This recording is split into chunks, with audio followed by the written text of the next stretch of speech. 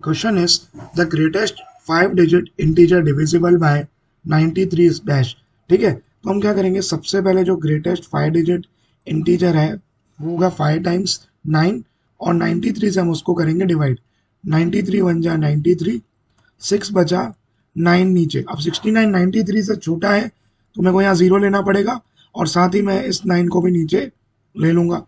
ठीक है, फिर 93 7 जा अगर हम लगाएंगे, 93 7 जा वो हमें मिल जाएगा 651। तो हमारे पास बचेगा 48 और इस 9 को हम ले आएंगे नीचे। फिर 93 5 जा अगर हम करेंगे, दैट इज 93 इंटू 5, वो हो जाएगा 465। तो हमें बचा 4 और ये 2। जो रिमाइंडर बचा मेन आंसर में से हम उसको कर देंगे माइनस। तो आंसर आएगा 57,999,755। Question is dash is the polynomial with zeros 7 and 4। यानी यहाँ पे एक जीरो हमें दिया है 7 और एक जीरो हमें दिया है 4। तो यहाँ से ये हो जाएगा x माइनस 7 और यहाँ से हो जाएगा x माइनस 4 और यही हमारा होगा पॉलिनोमियल। सिंपली हम मल्टीप्लाई करेंगे x into x x square, x into minus four x, फिर minus 7 into x is minus 7x और minus 7 into minus 4 is plus 28 equal to p of x, यानी x square minus 4x minus 7x will be minus 11x plus 28 and this is my polynomial. Option A is your correct answer. Question is, for a given pair of linear equations in two variables, if a1 upon a2 is not equal to b1 upon b2, then the pair of equations has dash solution. जब भी ऐसा condition आ जाए a1 upon a2 not equal to b1 upon b2, तब हमेशा हमें one solution मिलता है। अब वन सॉल्यूशन का दूसरा नाम हम बोल सकते हैं यूनिक सॉल्यूशन। यूनिक सॉल्यूशन यानी option A is your correct answer. Okay, question is if alpha and beta are the roots of the equation 3x square plus 2k plus 1 into bracket x minus k plus 5 equal to 0 and alpha plus beta equal to alpha beta then k equal to. सबसे पहले इसको हम compare करेंगे a x square plus b x plus C equal to 0 से। तो ए यहाँ से हमको मिल जाएगा 3, बी हो जाएगा 2k प्लस 1 और सी हो जाएगा माइनस ब्रैकेट में k प्लस 5। अब कंडीशन क्या दी है, alpha plus beta equal to alpha beta. Alpha plus beta क्या होता है माइनस बी बाई ए और अल्फा बीटा क्या होता है सी बाई ए, यानी ए कैंसल यानी माइनस बी इक्वल टू सी। अब माइनस ये रखा, बी इज 2k प्लस 1 और c is minus of k plus 5। Minus minus cancel out, 2k minus k equal to हो जाएगा 5 minus 1। So k equal to 4 is your correct answer. Option C is your answer. Okay, question is 1 plus 2 plus 3 plus dash dash dash up to plus 50 then plus 49 plus 48 plus dash dash dash up to plus 1। देखो ये series में हम क्या करते हैं, दो parts कर लेते हैं। पहले हम पार्ट 1 टू 50 का सम निकाल देंगे, ठीक है, और सेकंड पार्ट में हम 49 से 1 तक का जो पार्ट है उसका सम निकाल लेंगे। ठीक है, अगर मैं एस ऑफ एन की यहाँ बात करूँ, ठीक है, तो एन कितना होगा 50 अपॉन 2। ठीक है, टोटल टर्म्स 50 है। ए क्या है मेरा, देखो 1 और फाइनल टर्म मेरा क्या है, या लास्ट टर्म इज 50। ये क्या है मेरा 50। तो ये देखो क्या हो जाएगा 25 इंटू में 51, क्योंकि 2 1 जा 2, 25 जा, इसको मल्टीप्लाई करेंगे हमको आंसर मिलेगा 1275। हमें आंसर मिलेगा 1275। अब दूसरे पार्ट की अगर बात करें एस ऑफ एन की, तो यहाँ भी टर्म्स देखो कितने, यहाँ टर्म्स है 49 अपॉन 2, क्योंकि टोटल 49 से 1 जा रहे हैं, और यहाँ फर्स्ट टर्म हो जाएगा मेरा 49 प्लस लास्ट टर्म हो जाएगा 1। तो 49 अपॉन 2 मल्टीप्लाई में आ जाएगा 50। ये हो जाएगा 49 मल्टीप्लाई बाय 2 1 जा 2 25 जा, यानी 49 इंटू 25 करेंगे हम, तो हमें मिलेगा 1225। और टोटल अगर सम देखें तो 1275 प्लस 1225 करेंगे तो आंसर हमें मिलेगा 2500। बहुत ही बढ़िया क्वेश्चन है। Option B is your correct answer. ठीक, क्वेश्चन है in triangle ABC and triangle DEF A B upon क्या दिया है डीई और साथ में दिया है B C upon F D. ठीक है। ए बी का करस्पॉन्डिंग रेशियो किसके साथ लिया है, देखो डीई के साथ, और बीसी का करस्पॉन्डिंग रेशियो किसके साथ लिया है, एफ डी के साथ। तो अगर यहाँ मैं देखूं ए बी और बीसी में इंक्लूडेड एंगल कौन सा है, एंगल बी, और यहाँ डीई और डीएफ में इंक्लूडेड एंगल की बात करूं तो वो एंगल कौन सा है, एंगल डी। यानी कंडीशन हमारी जाएगी angle B equal to angle D. दोनों तरफ आपको इंक्लूडेड एंगल को देखना है, किसको, दो साइड्स के बीच का इंक्लूडेड एंगल, और आपको आंसर मिल जाएगा सीधा सीधा। यानी option C is your correct answer, angle B equal to angle D. Question is triangle ABC with vertices A 7,0, B 0,8 and C 7,8 is a or an dash angle triangle। ठीक है, सबसे पहले हम इसमें क्या करेंगे, ए बी स्क्वायर निकालेंगे। ए B square का हो जाएगा 0 माइनस 7 का स्क्वायर, 8 माइनस 0 का स्क्वायर, माइनस 7 का स्क्वायर इज 49, 8 का स्क्वायर इज 64, 8 का स्क्वायर इज 64। हम इसको ऐड कर देंगे, वी विल गेट 113। फिर हम निकालेंगे B C square. B C square में क्या आ जाएगा, 7 माइनस 0 का स्क्वायर प्लस 8 माइनस 8 का स्क्वायर, तो 7 का स्क्वायर इज 49 प्लस 0 आ गया। और लास्ट में हम निकालेंगे ए सी स्क्वायर, जो होगा 7 माइनस 7 का स्क्वायर प्लस 8 माइनस 0 का स्क्वायर, ये हो गया 0 का स्क्वायर 0, 8 माइनस 0 8, उसका स्क्वायर 64। अब अगर हम यहाँ देखें कि ए बी स्क्वायर जो है वो क्या है, B C square plus A C square आ रहा है, B C square plus A C square, देखो कैसे, A B square 113, B C square देखो कितना है 49 प्लस 64, यानी 113 इक्वल टू 113। ऐसा कब होगा, जब आपका राइट एंगल ट्राइंगल होगा, यानी इसका आंसर आएगा right angle triangle is the correct answer. ठीक,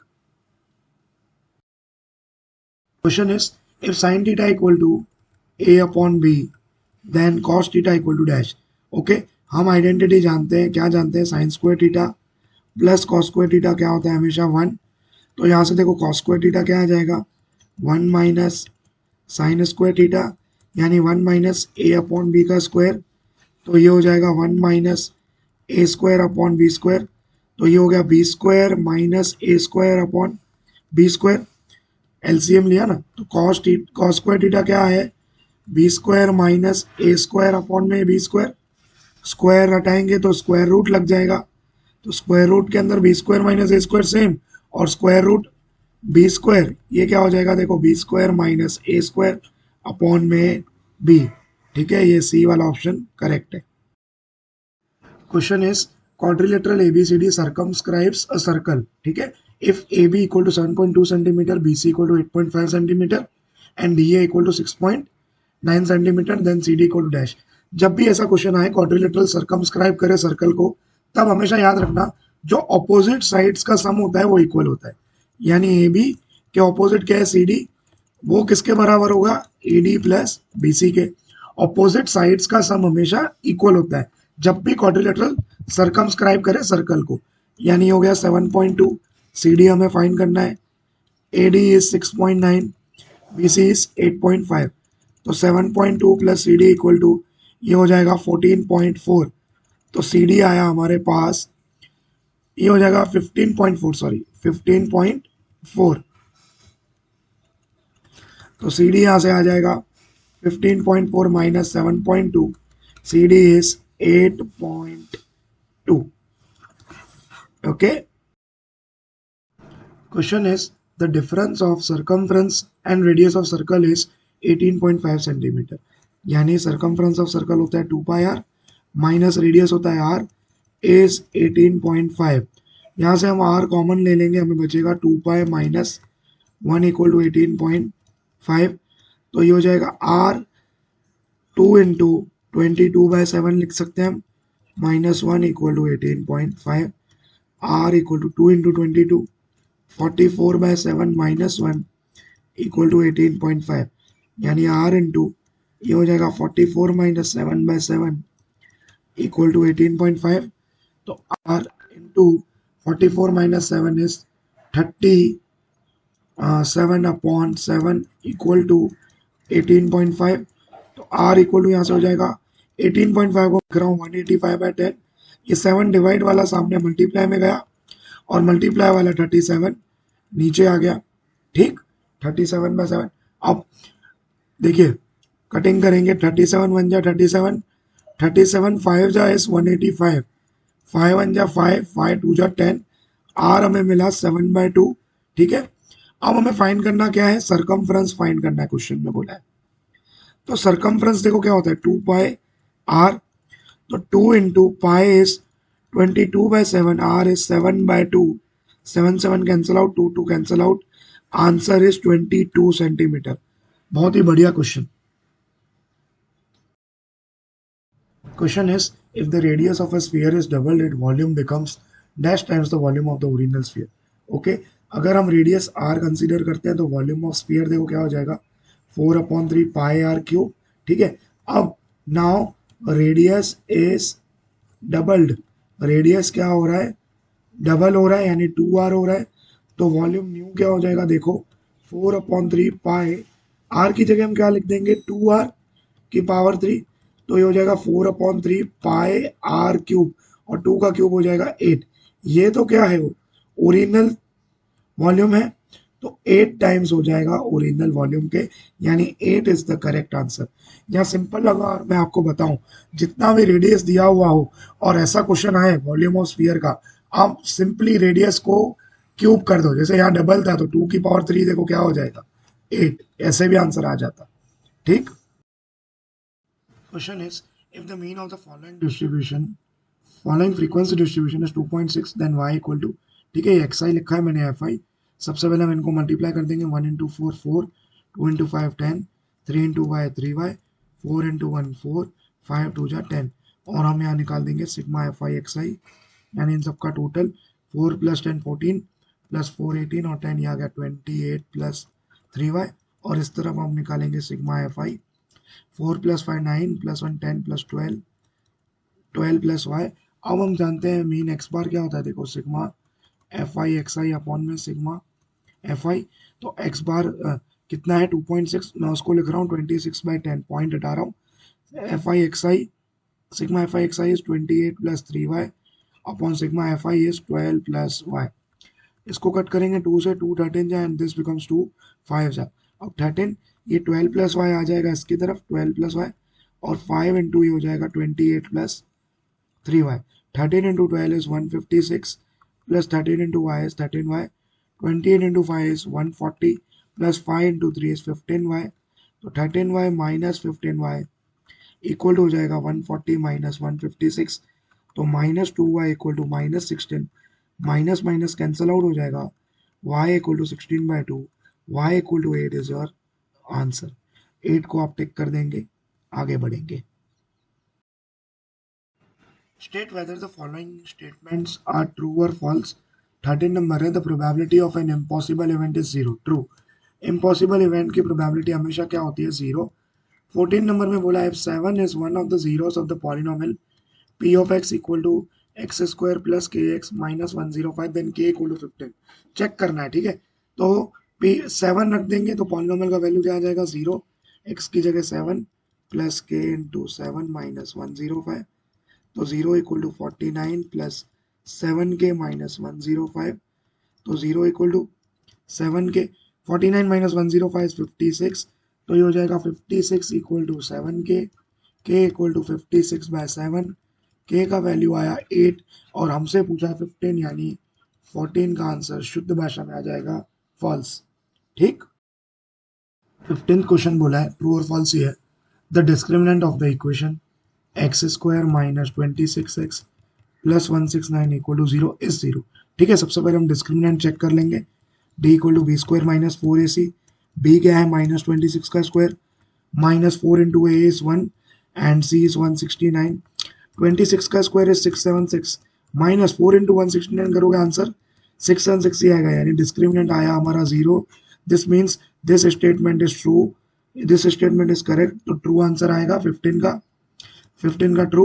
16 की अगर बात करें, the perpendicular distance of the point 4, -8 from the y axis is 8, false.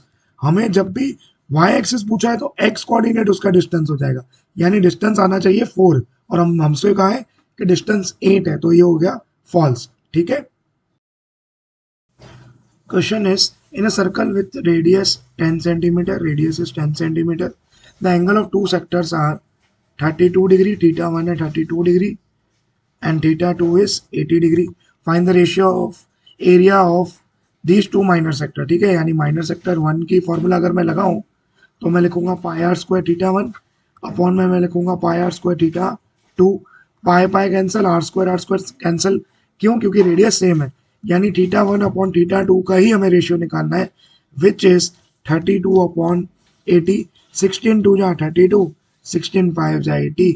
Answer simply आपको मिल गया 2:5. बहुत ही अच्छा क्वेश्चन था ये.